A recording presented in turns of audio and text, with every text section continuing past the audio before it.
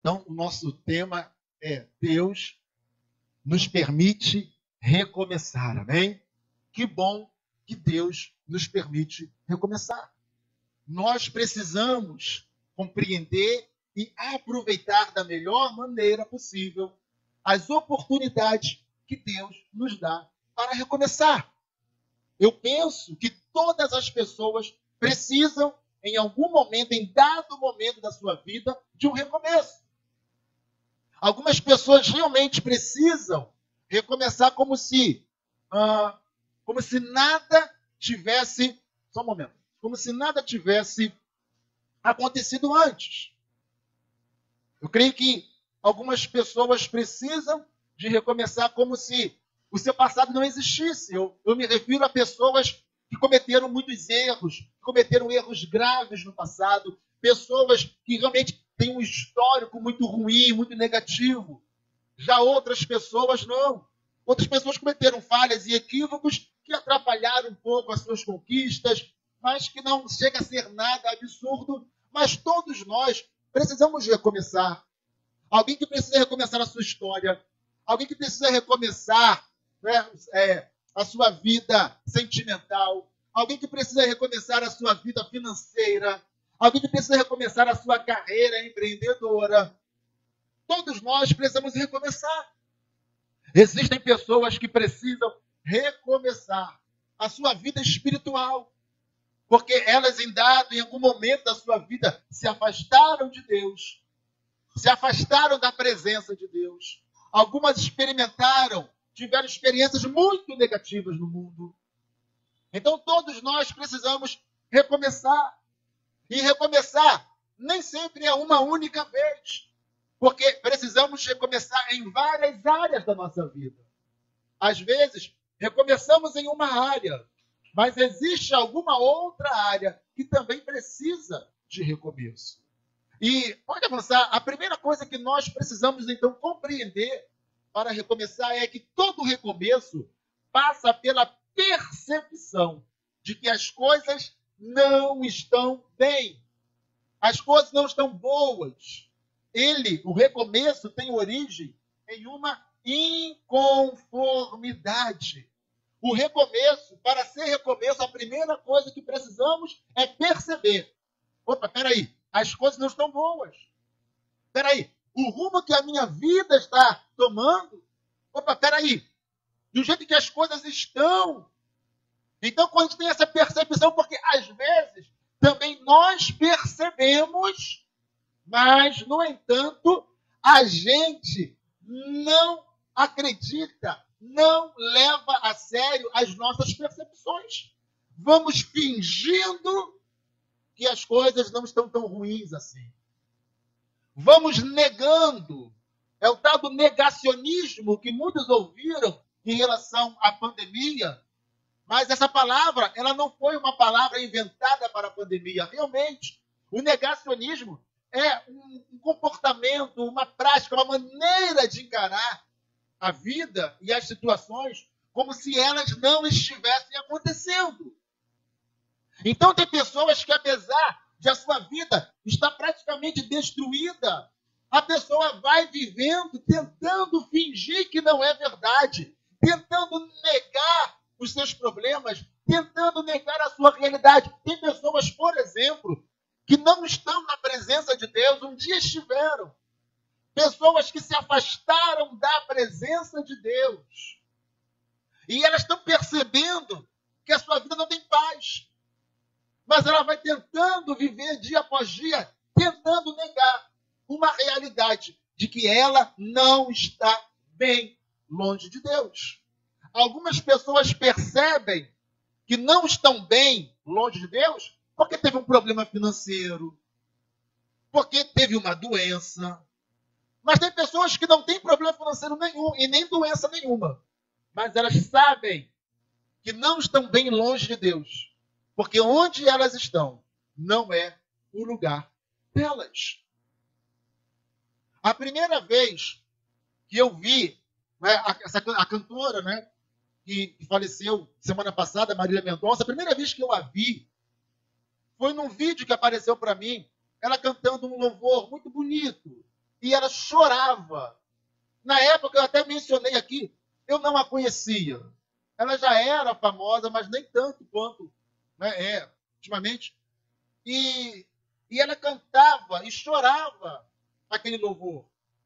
Ela fez um espontâneo, um ao vivo, em algum lugar. E isso demonstrava o quanto a presença de Deus, estar na presença de Deus, era importante para ela, apesar de ela estar vivendo longe de Deus. Já vivia a sua fama, já ganhava muito dinheiro com o seu trabalho. Mas quando se propunha a cantar um louvor, longe de... Aliás, esse vídeo que eu vi, ela estava num show. Em um show. Parece que era a última música, ela cantou um louvor, uma adoração que eu não lembro aqui agora para falar a você. E ela chorava, ela quase não conseguia cantar, de tanto que ela se emocionava. Porque ela tem uma origem na casa de Deus. Ela tem uma origem na presença de Deus. E as nossas origens vão nos puxando. Deus sempre vai nos atrair para Ele. A questão é, o quanto nós nos importamos com isso? O quanto nós permitimos ser atraídos por Deus e o quanto nós vamos permitindo ir para a presença dEle. Quantos sinais Deus nos dá de que Ele nos quer na presença dEle. Mas muitas pessoas vão negando, vão vivendo seu negacionismo, fingindo, ou dizendo, não, eu sei que eu estou no lugar errado. Não, eu sei que eu estou fazendo o que é errado. Não, eu sei que aqui não é o meu lugar. Não, eu sei que Deus quer outra coisa para mim. Mas decidem viver um dia após o outro, longe de Deus, e não sabemos qual será o nosso destino amanhã. Não sabemos como será o dia de amanhã. Então Jesus conta aquela parábola, onde um homem muito rico, e ele encontra um tesouro num campo, e ele vai lá, compra aquele campo. E ele aumenta os seus celeiros. E ele produz muito. E vem uma voz a ele dizendo, louco, essa noite te pedirão a tua alma. E aquilo que tens preparado, para quem será? E a pergunta é, o que nós temos preparado e produzido, para quem será? Tudo que temos feito no nosso dia a dia, para quem será? Porque não sabemos o dia de amanhã. Amanhã pedirão a tua alma. E o que você tem feito, o que você tem preparado, será para quem? Muitas pessoas negam e vão negando. Mas Deus, Ele nos quer em sua presença. Os holofotes nos atraem. A fama nos atrai. A riqueza nos atrai. Os prazeres do mundo nos atraem. Mas a questão é, nada nos atrai mais do que a presença de Deus. A grande questão é que a gente fecha a porta para essa atração. Porque queremos, buscamos e preferimos ser atraídos pelo pecado. Mas nós precisamos dar ouvidos a Ele. Filho meu, dá-me o teu coração, diz o Senhor. Precisamos dar o nosso coração. Não podemos resistir ao chamado de Deus. Mas Ele sempre nos dará uma oportunidade para recomeçarmos. Todo recomeço exige que a gente perceba onde estamos. Qual é a nossa situação hoje? Qual é a nossa realidade hoje? E essa percepção, ela gera um inconformismo em nós. E a gente vai percebendo, não, eu não posso. Eu não posso ficar nessa situação, assim como aquele rapaz, não é, que nós costumamos chamá-lo de filho pródigo, porque não sabemos o nome dele. Que lá, depois de ter gastado toda a herança do pai, estava no meio dos porcos, desejando comer a comida dos porcos, mas ninguém lhe dava nada, e ele cai em si. Ele percebe qual era a sua realidade. E nasce nele o inconformismo. Não, eu não posso viver essa realidade. Eu não posso viver no meio dos porcos. Porque o pior dos empregados, o pior dos servos do meu pai, vive uma condição muito melhor do que a minha. Então levantar-me-ei. Eu irei até meu pai, eu voltarei para ele, vou dizer, pai, pequei contra o céu e diante de ti, não sou digno de ter chamado teu filho, mas faz-me como um dos teus servos. Nasce nele a inconformidade. Eu não posso me conformar com a minha situação de apacentador de porcos, de cuidador de porcos. Miserável, não tenho nem salário. Cuido dos porcos para ter onde ficar. Então, o recomeço, ele passa pela percepção de que a nossa realidade é ruim e ficamos inconformados com essa realidade. Então, começamos a decidir dar um novo rumo na nossa vida. Decidimos, então, recomeçar de outra maneira. Decidimos, então, dar um rumo bom à nossa vida, porque não adianta recomeçar também de maneira errada. Não adianta recomeçar errando novamente. Então, Deus nos permite, Ele nos dá oportunidade para recomeçarmos. Pode avançar, vamos ler o texto aqui de Neemias, capítulo 1, versículo 1 ao 4. As palavras de Neemias, filho de Acalias, e sucedeu no mês de Quisleu, no ano 20º, estando eu em Suzã, a fortaleza, que veio Anani, um de meus irmãos, ele e alguns de Judá, e perguntei-lhes pelos judeus que escaparam e que restaram do cativeiro, e acerca de Jerusalém. E disseram-me, os restantes que não foram levados para o cativeiro, lá na província estão em grande miséria e desprezo, e o muro de Jerusalém derrubado, vendido, e as suas portas queimadas a fogo.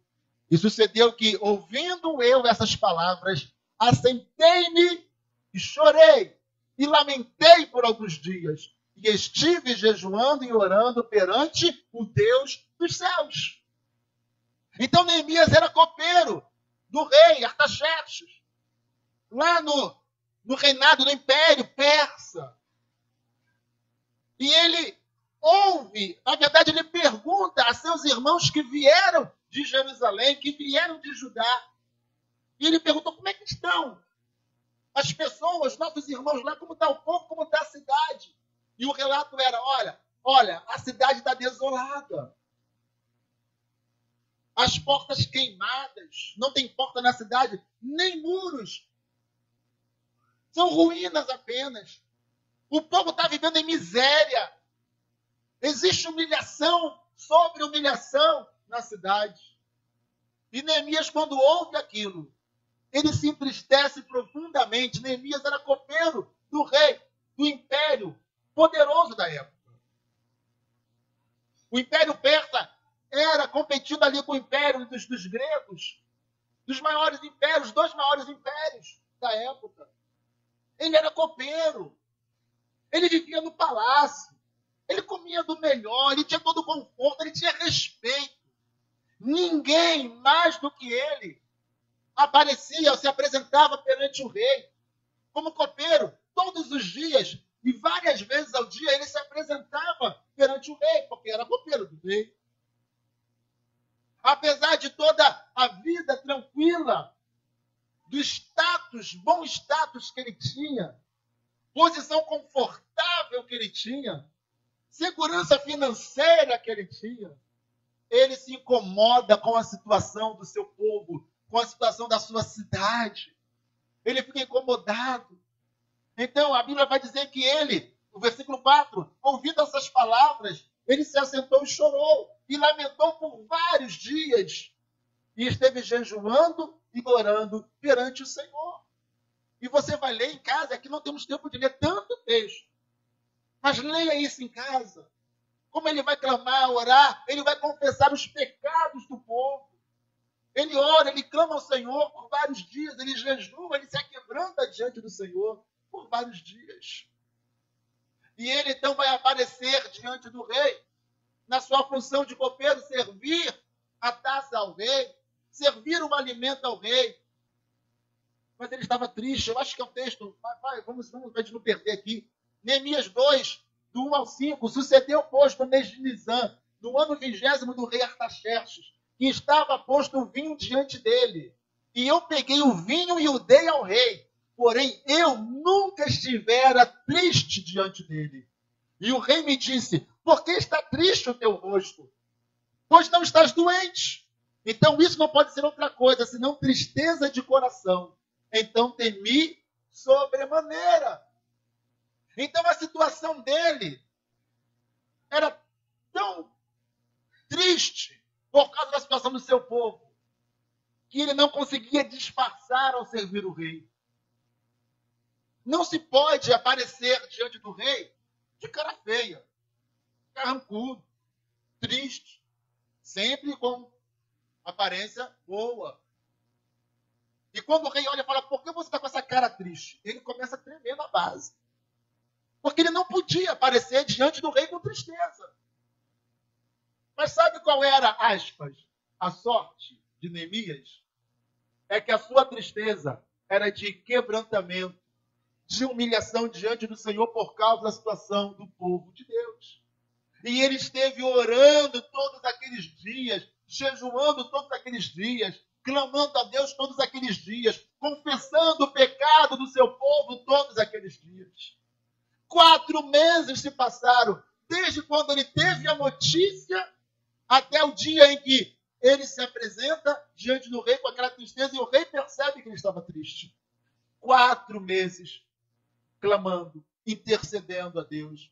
4 meses pedindo misericórdia a Deus. 4 meses pedindo a Deus que lhe desse graça diante do rei. 4 meses intercedendo, amados. Nós, às vezes, somos tão imediatistas que queremos as transformações de uma hora para outra. Queremos a resposta de Deus de uma hora para outra. Todos nós somos assim, queremos que Deus nos responda já. Ele fica 4 meses clamando a Deus, até que um dia o rei percebe o que está acontecendo, você está triste, e ele fica tremendo de medo. Mas a graça de Deus era sobre ele. Amém, amados? Quando você se coloca a buscar a Deus, quando você se humilha diante de Deus, quando o seu coração se aquebranta diante de Deus, a graça de Deus é sobre a tua vida, o favor de Deus é sobre você. Deus cuida dos teus passos, Deus cuida da tua vida, Deus cuida dos teus problemas. Quem crê, diga amém. O grande segredo de quem quer vencer na vida, o primeiro grande segredo, esteja diante de Deus em quebrantamento, em humildade diante do Senhor. Coloca a tua vida diante dele, submeta-se a ele, crê que ele é o teu Deus e que ele cuida de você. O rei fala, isso deve ser tristeza, o que está acontecendo? Deve ser tristeza, por que você está triste? Avança. E disse ao rei, viva o rei para sempre.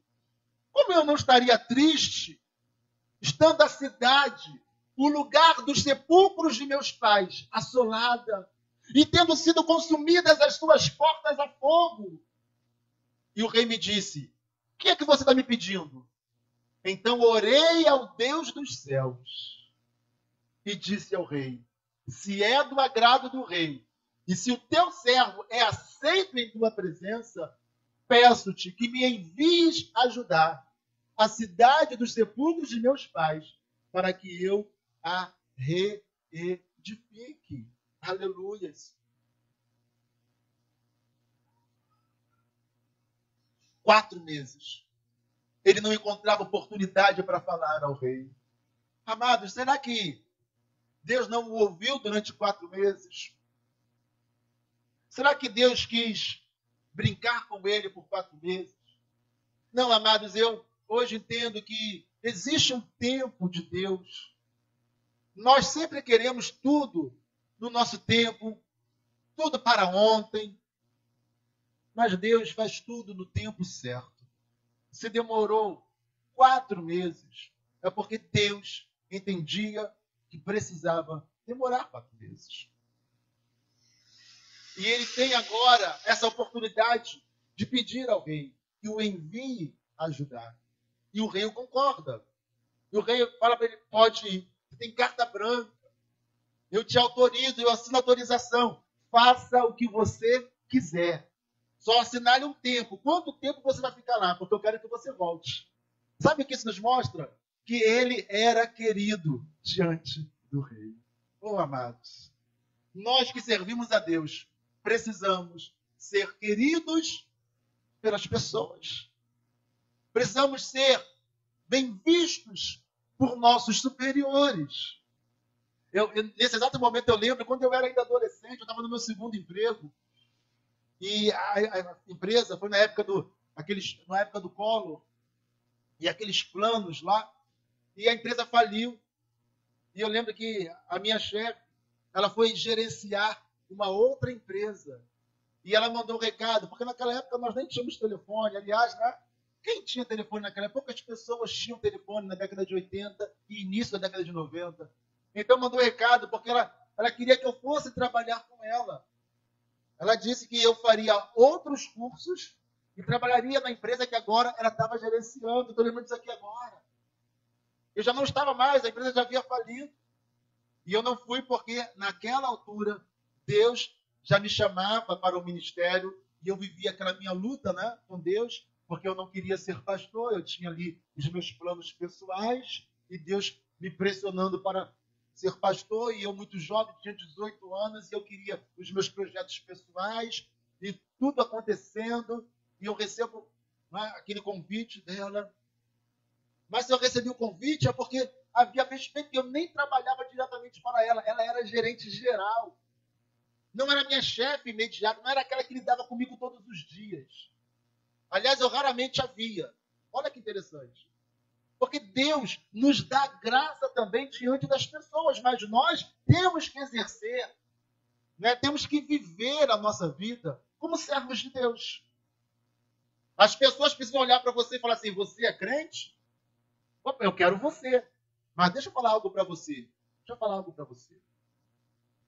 Hoje, uma grande parte, eu não vou me arriscar a dizer que é a maioria, porque eu não tenho dados para isso. Mas eu estou sempre ligado em muitas coisas. E eu sei que muitos dos empregadores hoje não querem empregar evangélicos. Evangélicos não querem empregar evangélicos. Ah, mas Jesus falou que nós seremos perseguidos. Não é perseguição religiosa. É por causa da conduta dos evangélicos dos nossos dias. Como Deus não vai salvar evangélicos, Deus vai salvar servos e servas de Deus que têm a mente de Cristo. Então não está me dizendo nada. Não é perseguição religiosa. É o comportamento de muitos dos evangélicos. Eu não vou dizer que é a maioria dos empregadores, mas uma boa parcela não quer os evangélicos, não é por serem evangélicos. É pelo comportamento dos evangélicos hoje em dia. Infelizmente, para a vergonha nossa. Mas nós precisamos ter a mente de Cristo. Nós precisamos dar testemunhos de que Deus é fiel, Ele é bom e que nós servimos a Ele. Amém, amém? E as pessoas vão ver isso em nós. Neemias era alguém que o rei não queria longe. O rei falou, você vai, mas você precisa me assinalar um tempo. Qual é o prazo? Quanto tempo você vai ficar lá? Você vai voltar quanto tempo? Eu quero você de volta aqui no palácio. Que bênção! Tomara que Deus tenha te abençoado. Tomara que o fruto do Espírito esteja na tua vida de tal maneira que as pessoas olhem para você e te admirem. E falem, uma pessoa como fulano, uma pessoa como você, eu não posso perder. Amém ou amém? Tomara que seja assim. Só que nessa brincadeira, Neemias fica lá 12 anos. 12 anos Neemias fica lá na terra de Judá. Para a reconstrução, porque não era apenas os muros. Começou pelos muros, mas tinha que reconstruir pessoas também. Reconstruir muros é fácil. Reconstruir muros é rápido. Reconstruir pessoas é demorado. E a função de reconstruir muros se tornou também na função de reconstruir almas. Reconstruir pessoas. E é isso que Deus mais quer. Que pessoas, vidas, sejam reconstruídas. E tomara que nessa noite pessoas estejam sendo reconstruídas por essa palavra e pelo poder de Deus através dessa palavra. Pode avançar. Nossos esforços geram resistências. Sempre haverá algum inimigo lutando pelo nosso fracasso. Quando Neemias chega a Jerusalém, e ele então, não vou entrar em todos os detalhes, senão a gente vai pregar por 1 hora. Eu não posso pregar por 1 hora, já estou até atrasado no nosso tempo aqui. Então ele começa a animar o povo. Ele começa então, depois de um tempo, a revelar qual era o seu propósito ali. Só que ele encontra uma cidade com pessoas, com famílias, com homens e mulheres destruídos emocionalmente. Pessoas que não acreditavam no futuro melhor. Afinal, já eram ali 70 anos com a cidade desolada, a cidade destruída. 70 anos já em que a cidade não era nada, era uma humilhação. E Jerusalém era uma cidade gloriosa. Uma cidade gloriosa. Se lembra quando a rainha de Sabá vem para conhecer a sabedoria de Salomão e ela fica encantada não apenas com a sabedoria de Salomão, mas com todo o reinado de Salomão. Jerusalém era a grande cidade de toda aquela região. Era o grande centro comercial, administrativo e espiritual de toda aquela região. Jerusalém dominava toda aquela região. Não apenas Israel, Judá, mas outras nações em volta. E agora não passava de uma cidade destruída, queimada, com um povo miserável, passando fome, um povo destruído por dentro, sem perspectivas de melhora, sem saber como seria o futuro, achando que nunca as coisas iriam mudar. E Neemias encontra a cidade assim. Os muros eram tranquilos. O problema era reconstruir a emoção das pessoas. E ele então revela a bondade de Deus e como Deus o abençoou e como o rei Artaxerxes mandou ele lá. E o povo então começa a se animar com a presença de Neemias e é tremendo. Como uma pessoa faz a diferença, como uma pessoa é capaz de mudar a situação de uma cidade, de um bairro, de uma família, de uma nação. Tomara que você seja usado por Deus para mudar a realidade das coisas à tua volta. Tomara que você seja um instrumento de Deus para mudar a realidade da tua família. Tomara que você seja um instrumento usado por Deus para mudar a realidade do teu bairro, da tua igreja, a nossa igreja. Tomara que você seja alguém que se coloque diante de Deus e diz: eis-me aqui, ó Deus, eu quero ser usado por ti. O povo estava lá e ninguém fazia nada. Um homem chega lá e ele consegue levantar a moral daquele povo. E ele consegue botar o povo para acreditar que a cidade podia ser reconstruída. Amém, amado? E é isso que ele faz. E o povo começa a trabalhar. Mas os opositores logo chegam. Os inimigos logo chegam. Havia um povinho ali em Samaria, uma mistura de uma moabita com uma amonita, com mais não sei o que, uma mistura de povos. É por isso que você vai ver esse problema entre judeus e samaritanos. Porque samaritanos eram uma mistura de pessoas, uma mistura de gente. Eles não eram puramente judeus. E esses habitantes de Samaria, eles não queriam que Judá fosse reconstruído. E eles começam a trabalhar contra. Eles começam a ameaçar Neemias. Eles começam a amedrontar o povo. Eles começam a dizer que eles não eram capazes. Eles atuam em várias frentes, tentando impedir a construção. Eles colocam desânimo no povo. Eles começam a ameaçar Neemias de morte. Eles começam a ameaçar os construtores dos muros de morte. Eles ameaçam mandar cartas para o rei, dizendo que eles queriam se rebelar contra o rei, que o povo de Judá queria se rebelar contra o rei. Eles tentam de todas as maneiras. Há um momento, você vai ler isso em casa, há um momento em que eles querem marcar um encontro com Neemias. Olha, vamos marcar um encontro aí, a gente percebeu que Deus é com vocês, a gente quer ajudar nesse negócio aí, vamos combinar alguma coisa, vamos fazer uma aliança. Mas, na verdade, o que eles queriam era atentar contra a vida de Neemias. E Neemias identifica isso. E Neemias fala: eu não posso descer até vocês, porque há uma grande obra para fazer e eu não posso perder tempo. Deus disse para nós, e somente nós, reconstruirmos. Vocês não têm parte nesse negócio. Eu não posso perder tempo com vocês. Amém, amados? Quando os inimigos se levantarem contra você, quando você quiser reconstruir ou construir alguma coisa na tua vida, e você vê que vem uma luta aqui, outra luta ali, uma perseguição lá, uma dificuldade aqui, quando você começa a perceber que algumas coisas vão acontecendo, tentando impedir, tentando atrapalhar a tua vida, você não pode perder tempo com essas coisas. Vai no teu foco. Qual é o teu foco? O foco de Neemias era reconstruir os muros e ele não podia perder tempo. Não perca tempo com outras coisas. Faz o teu foco. Aquilo que Deus colocou no teu coração, siga em frente com aquilo que Deus colocou no teu coração. Amém, amém? Não perca o foco. Não posso perder tempo com vocês. Eu tenho uma missão. Eu tenho uma tarefa. Eu tenho um foco. Eu tenho um objetivo. Eu tenho alvos definidos na minha vida.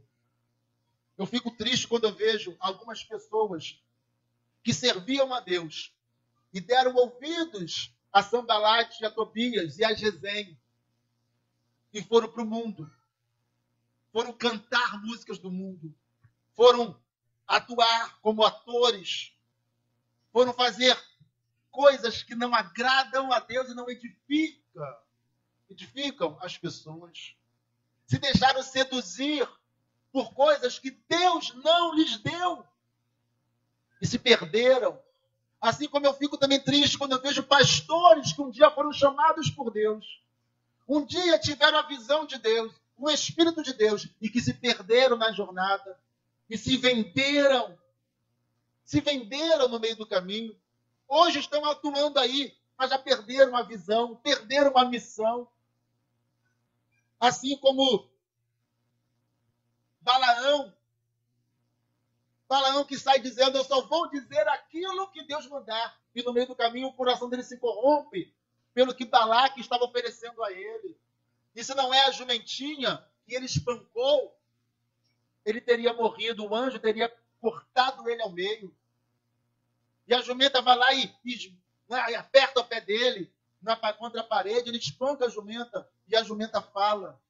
Alguém fala, que absurdo a jumenta falar. A Bíblia diz que a jumenta falou. Eu creio que a jumenta falou. Tem um montão de jumenta aí falando, porque eu não vou crer que a jumenta da Bíblia fala. E então os olhos dele se abrem. E o anjo diz para ele, vê o anjo que estava já com a espada, se passar, a jumenta vai, mas tu fica. Dividido em dois, corpo para cá e a outra metade para lá. E a jumenta vai passar. E a jumenta não ia, porque a jumenta viu o anjo. Balaão não viu o anjo. Sabe qual é o problema nosso? Às vezes estamos tão cegos, porque o nosso coração se corrompeu por desejos desse mundo, que não conseguimos mais enxergar a presença de Deus, a vontade de Deus, o anjo de Deus. Nada de Deus enxergamos. A jumenta enxerga, mas a gente não enxerga. E se a gente avançar, a gente morre. E tem pessoas que avançaram e morreram.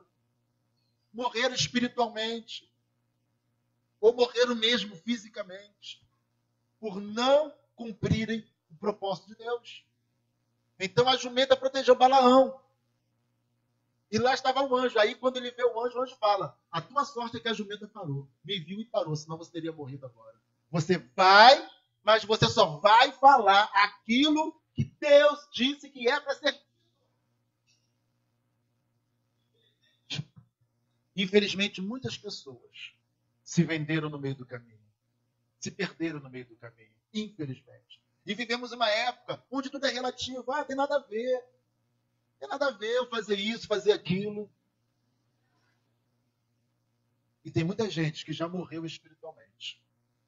E tem muita gente que vai morrer fisicamente por ter se desviado do propósito de Deus. Então, os inimigos sempre se levantam contra o nosso sucesso. E nós não podemos nos desviar do nosso alvo.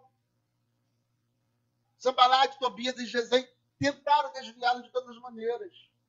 Mas Neemias sempre clamando, orando a Deus e incentivando o povo. Ora, vamos trabalhar. Lembra das suas famílias, dos filhos, dos seus filhos, o futuro deles. Lembre-se que Deus é conosco. Deus me enviou para restaurar tudo. Vamos lá. E o povo se animava a trabalhar. E assim o muro foi levantado até metade nesse exato momento. Depois o muro se levantou até o fim. Mas existe um detalhe. Vamos avançar para a gente poder concluir. E sucedeu, vamos ver agora Neemias capítulo 4, de 1 a 3. Neemias 4, de 1 a 3. E sucedeu que, ouvindo Sanbalate que edificávamos o muro, ardeu em ira e se indignou muito. E escarneceu dos judeus e falou na presença de seus irmãos e do exército de Samaria e disse: que fazem estes fracos judeus? Vamos permitir isso? Sacrificarão? Vão acabar o muro num só dia? Vivificarão dos montões de pó as pedras que foram queimadas? E estava com ele Tobias, o amonita, e disse: ainda que eles edifiquem, vindo uma raposa, derrubará facilmente o seu muro de pedra. Então eles começaram a desanimar o coração do povo. E disseram, ainda que eles consigam alguma coisa, quando uma raposa esbarrar ali, vai derrubar tudo. E eles, além de desanimar o coração do povo, também os intimidava e os ameaçava. Pode continuar. Então, como eu falei, Neemias pôs-se a orar a Deus. Assim edificamos o muro. E todo o muro se cerrou, se completou até a sua metade. Porque o coração do povo se inclinava a trabalhar. Então aí está. Como que a gente consegue avançar, vencer, superar as dificuldades? Quando o nosso coração se inclina a trabalhar. Quando o nosso coração se coloca a trabalhar. Quando a gente, apesar de tudo indicar que nós não seremos vitoriosos, quando tudo indica que nós não venceremos, quando tudo indica que nós estamos destruídos, quando tudo indica que não há esperança para nós, o nosso coração precisa se inclinar a trabalhar, a continuar, a ir avante, a prosseguir. Amém, amém, amados? E por isso eles continuaram e conseguiram completar a construção do muro. Deus quer que você complete a construção do muro. Deus quer que você complete aquilo que você propôs fazer. Deus quer que você vença na tua missão. Deus quer que você vença no teu propósito. Deus quer que você conclua o teu propósito. Então, não se distraia com os inimigos que se levantam para te distrair, para te desanimar, com as lutas, os problemas, os obstáculos, as dificuldades que se levantam. Não olhe para isso. Olhe somente para o Senhor. É aquele que te abençoa. É aquele que te leva a vencer. É aquele que te leva a conquistar. Amém ou não amém? Olhe para ele.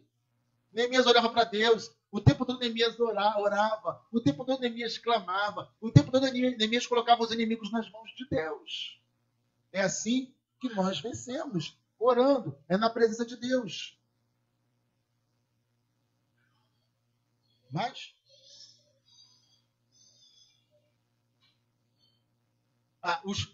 os que edificavam o muro, e os que traziam as cargas, e os que carregavam, cada um com uma mão fazia a obra, e na outra tinha as armas. Quando aqueles povos ao redor começaram a ameaçá-los de morte, então Neemias organiza o povo. Põe metade para edificar o muro e a outra metade para defender com as armas. E em determinado momento, até aqueles que estavam trabalhando, que estavam carregando os escombros, carregando as pedras, carregando as argamassas, até eles, com uma mão faziam uma obra e com a outra mão seguravam a espada. Com uma mão fazia a obra, com a outra mão seguravam uma arma. Amados, você quer vencer na vida? Aprenda que apesar de todas as lutas e dificuldades, você precisa continuar, você não pode parar, ainda que você tenha que com uma mão trabalhar e com a outra mão preparado para a guerra. Com uma você trabalha, com a outra você prepara e se defende. Com uma você edifica, com a outra fala, se o inimigo vier, vai morrer a espada. Amém ou amém, amados? Faça, vá em frente, reconstrua a tua vida, ou inicie alguma coisa, sempre dessa maneira, preparado para os inimigos que vierem contra você, preparado para enfrentar o desânimo, preparado para enfrentar as dificuldades, preparado para enfrentar todos os obstáculos que se levantarem contra a tua vida. Em uma mão você empunha a tua arma, na outra você vai edificando e vai fazendo. Aqueles que acham tudo muito difícil não vencerão. Estamos em uma geração que quer tudo fácil, que procura facilidade. Estamos em uma geração que não está acostumada a vencer, a enfrentar. O mimimi é realmente imperado numa geração fraca, fracote, numa geração que não sabe o que é lutar e vencer, que reclama de tudo. Mas a Bíblia, ela é a nossa bússola, o nosso guia. Mesmo essa geração fraca que aí está, se essa geração colocar a palavra de Deus como referência, não será uma geração fraca. E, pelo contrário, essa é a grande oportunidade que Deus dá à igreja de dominar a sociedade, de dominar o mundo. Porque enquanto essa geração está sendo incentivada a ser fracote, né, tudo tem que estar aos pés, tudo tem que mudar para satisfazê-las. Ah, isso aqui está difícil, isso aqui é difícil, isso aqui é ruim. Então muda a realidade para ele. Nós somos o contrário. Se as coisas estão difíceis, nós vamos lá e vamos derrubar as dificuldades e vamos vencer. Amém ou amém? A igreja está com a grande oportunidade nas mãos. Uma geração fraca, doente, degenerada pela cultura que está sendo implantada. Mas a nossa cultura, que é Cristo, a nossa cultura, que é a palavra de Deus, nos faz fortes. Amém? Onde alguns se deprimem, nós nos levantamos como guerreiros. Onde alguns caem derrotados, nós estamos lá lutando. Nós, a igreja, podemos fazer a diferença nessa geração. Basta que a gente queira. Basta que a gente queira. Tem mais alguma coisa aí? Basta que a gente queira. Então, Deus nos dá a oportunidade de recomeçar ou de começar. Nós precisamos aproveitar as oportunidades, as chances que Deus nos dá. Amém, amém? Então, vença, vença e vença em o nome de Jesus. Amém? Vença, vença, vença em o nome de Jesus. Sempre na presença dele. Aleluia. Glória a Deus. Vamos ficar em pé nessa hora diante do Senhor. Não quero mais o meu querer. Não vou sair daqui até tocar você.